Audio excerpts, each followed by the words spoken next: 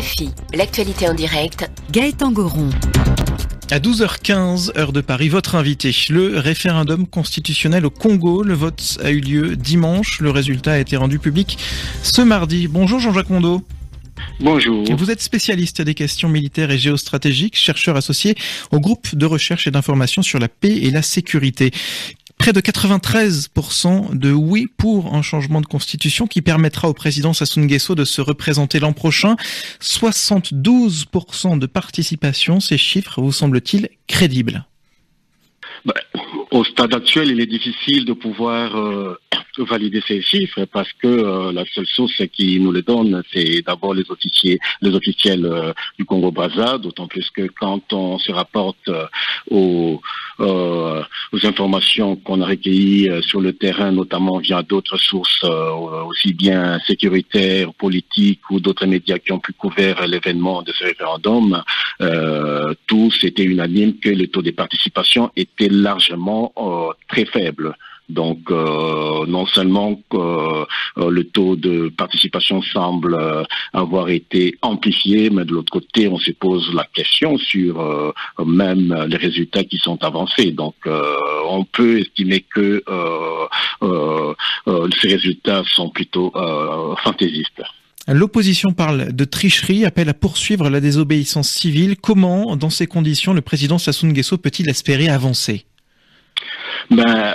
Ce sera difficile de pouvoir avancer parce que nous risquons plutôt d'entrer dans une phase assez turbulente de la polarisation de la crise politique. Comment ?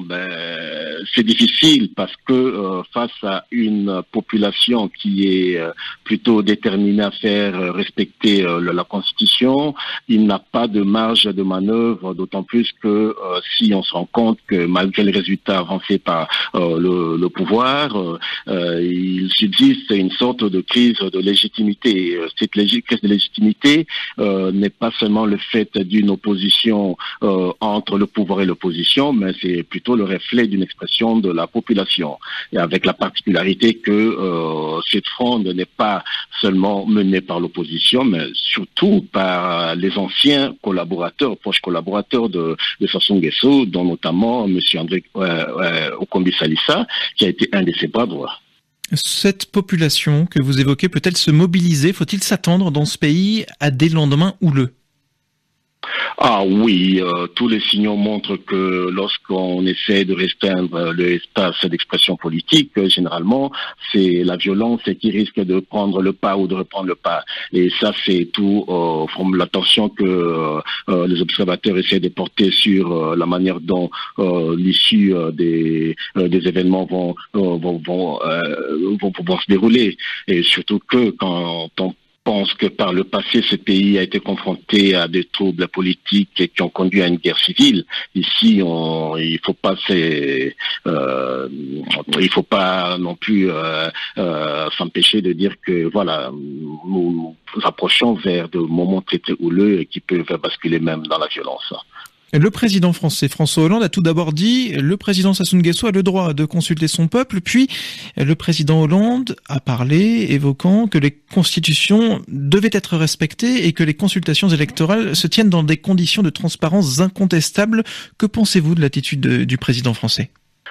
Mais il faut d'abord remonter sur l'attitude d'une manière générale de ce qu'on appelle la communauté internationale, qui reste assez tergiversante dans la manière de la posture apportée et adoptée face au président Sassou Nguesso. D'un côté, à la fermeté des États-Unis qui tiennent au strict respect des constitutions en Afrique, et on constate une position plutôt molle et nébuleuse, ou plutôt accommodante de la France envers le président Sassou Nguesso, malgré les deux communiqués auxquels vous venez de faire allusion, qui restent ambigus.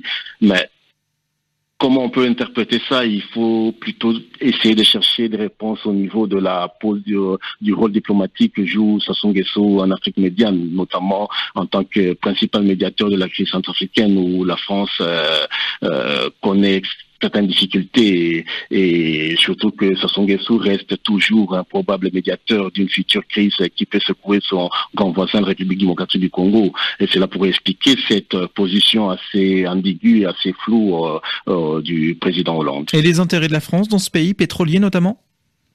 Ça, a toujours été le cas, les intérêts pétroliers, mais bon, il y a aussi la percée américaine qui est là et on est dans une sorte de lutte pour empêcher ce qu'on appelle le syndrome de Fashoda, voire par exemple que d'autres puissances puissent venir occuper ce qu'on appelle souvent le précaré français dans cette partie d'Afrique. Rappelez-nous, Fashoda. Fashoda, c'était une guerre qui s'est déroulée au niveau de l'Égypte où les forces anglaises ou anglo-saxonnes ont venu déloger les troupes françaises. Et c'était un concept qui est utilisé généralement pour montrer un peu l'expansionnisme anglo-saxon plutôt américain dans des zones qui étaient autrefois des zones du précaré français, notamment au Burkina Faso et où l'Africom est en train de s'installer dans d'autres pays d'Afrique de l'Est. Jean-Jacques Ondeau, l'image de la France peut-elle en pâtir dans la région ? Mais l'image de la France est déjà touchée, déjà mise en cause parce que face à un candidat Hollande qui a suscité beaucoup d'espoir aux populations congolaises, on essaie de retrouver aujourd'hui un président Hollande beaucoup plus pragmatiste plutôt, un Hollande qui privilégie plutôt les intérêts de la France au détriment des intérêts des populations africaines. On peut déjà relever sa position face à Blaise Compaoré avec un communiqué plutôt aussi accommodant. Donc je pense que l'image de la France est entachée si elle poursuit cette position pas très ferme par rapport au développement de l'actualité politique en Afrique. Jean-Jacques Ondeau, spécialiste des questions militaires et géostratégiques, chercheur associé au GRIP, le groupe de recherche et d'information sur la paix et la sécurité. Merci à vous. RFI, il est 20h22 à Séoul, en Corée du Sud. C'est l'heure du repas du soir. Alors pourquoi ne pas aller chez Lee et Ran, un restaurant un peu particulier? On y sert des spécialités de la gastronomie nord-coréenne. La patronne et tous les employés sont des réfugiés nord-coréens et ont deux objectifs: faire connaître la cuisine nord-coréenne et aussi aider leurs compatriotes réfugiés. Reportage Frédéric Ojardias. Bienvenue à Neuna Papsang, petit restaurant nord-coréen en plein cœur de Séoul. Le pasteur Pak To-ki est un habitué. Autrefois, les villes nord-coréennes de Kaesong et de Pyongyang étaient réputées pour leur gastronomie. Ce sont des saveurs plus douces, très particulières. Ce n'est pas très salé ou très épicé comme la cuisine sud-coréenne. La patronne est Lee Eran, née en Corée du Nord, réfugiée au Sud en 97. Cette femme entrepreneur a ouvert son restaurant il y a 3 ans. Parmi nos spécialités, il y a des raviolis à la pomme de terre et des pieds de porc à la vapeur. Les cuisines du Nord et du Sud n'ont pas le même goût. Au Sud, beaucoup de restaurants utilisent du glutamate de sodium, ce qui a conduit à une unification des saveurs. Mais la cuisine nord-coréenne est plus naturelle. Son goût est plus proche de celui de ses ingrédients. Le restaurant ne désemplit pas et beaucoup de clients sont originaires du Nord. 25 000 réfugiés vivent aujourd'hui en Corée du Sud. Ils souffrent de discrimination. Beaucoup n'ont pas d'emploi. Nés dans un système collectiviste, ils peinent à s'adapter à la vie dans une société capitaliste. C'est aussi pour les aider que Lee Eran a ouvert son restaurant. Pour gagner sa vie ici, vous avez besoin d'argent, de compétences professionnelles et de relations. Mais les réfugiés arrivent de Corée du Nord les mains vides. Ils n'ont rien de tout ça. Ce restaurant est comme une petite Corée du Nord, même si on est au Sud. Les réfugiés qui viennent d'arriver peuvent s'adapter à leur nouvelle vie en travaillant ici. En cuisine, Madame Chue, petite dame timide et souriante, réfugiée au Sud depuis 6 ans. Je travaille ici depuis 1 an. Madame Lee est une bonne patronne. Et le fait de nous retrouver tous entre Coréens du Nord, c'est très confortable pour moi. Madame Lee continue de développer de nouvelles recettes de cuisine nord-coréenne. J'espère que la gastronomie du Nord sera mieux connue et appréciée des Sud-Coréens. Lee Eran veut faire connaître la cuisine nord-coréenne dans le monde entier et ambitionne de vendre un jour ses gâteaux nord-coréens au chocolat dans des cafés parisiens. Frédéric Ojardias, Séoul, RFI.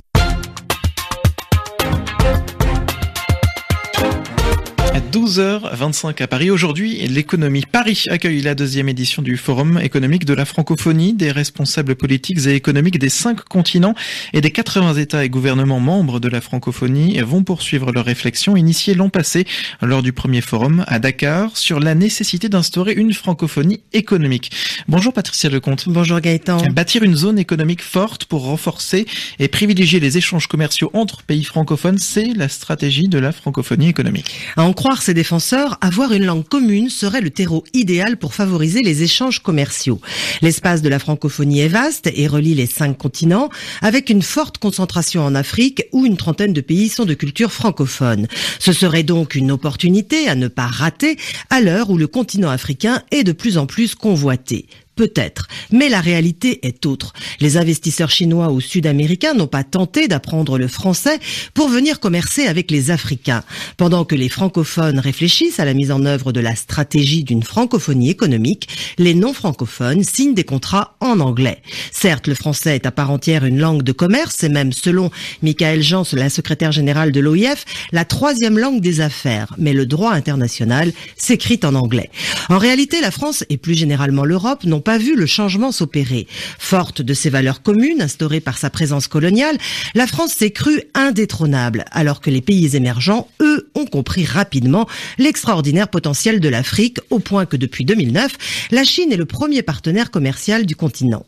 Tout n'est pas perdu pour autant, de par les liens qui les unissent, l'Europe et la France conservent la confiance du continent noir et bénéficient de certaines alliances pour continuer à commercer. Mais pour combien de temps ?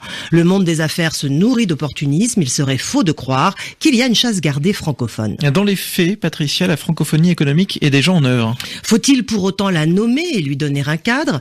Les pays africains francophones la pratiquent entre eux depuis de nombreuses années. Avec une langue commune, le CFA comme monnaie unique pour la plupart d'entre eux, et un droit commercial commun, les échanges sont non seulement facilités, mais de plus se font spontanément.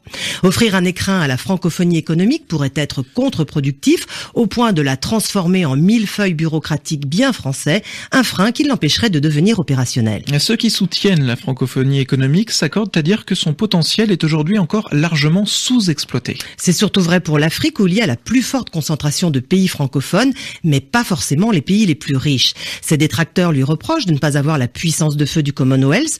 Contrairement à ce dernier, la francophonie économique ne bénéficie pas de locomotives telles que les 2 champions économiques du continent que sont l'Afrique du Sud et le Nigeria. Ces fers de lance s'appellent Canada, France et Belgique. Pour les autres pays membres, ils font partie des pays les plus pauvres. Trop d'inégalités de richesse subsistent entre les pays membres et puis la francophonie économique pose aussi le problème de la mobilité des individus, un sujet sensible qui nécessite de revoir la politique des visas. Pour les plus dubitatifs, la francophonie économique n'a pas dépassé le stade du concept. Si on veut la voir devenir réalité, ces 80 membres vont devoir passer à la vitesse supérieure et ne plus se contenter de débattre sur des thèmes comme par exemple l'entrepreneuriat ou encore les enjeux et les opportunités des mégapoles. Patricia Lecomte sur RFI. Port-au-Prince, 89.3 FM. Bonjour Edmond Sadaka. Bonjour Gaëtan Goron. Vous présentez tout à l'heure le rendez-vous d'Haïti et des Amériques. De quoi parlerez-vous ? Alors un seul grand sujet concernant Haïti, bien sûr, les suites des élections de dimanche. C'est maintenant le suspense du comptage qui s'effectue sous surveillance d'organismes nationaux et internationaux. On verra dans quelle ambiance tout ça se déroule. Nous serons en ligne avec Godson Pierre, éditeur du site d'information haïtien Alter Presse, comme tous les mardis. Ensuite, nous parlerons des États-Unis et plus précisément de ce qu'on appelle les late shows. Il s'agit de ces émissions de divertissement qui débutent tard, comme leur nom l'indique, vers 23h en général. Elles sont devenues un rendez-vous incontournable pour les candidats à l'élection présidentielle. La preuve, ce soir, mardi, Hillary Clinton sera l'invitée de l'un d'entre eux, celui de Stephen Colbert, dossier signé Pauline Darvey. D'un mot, les horaires ?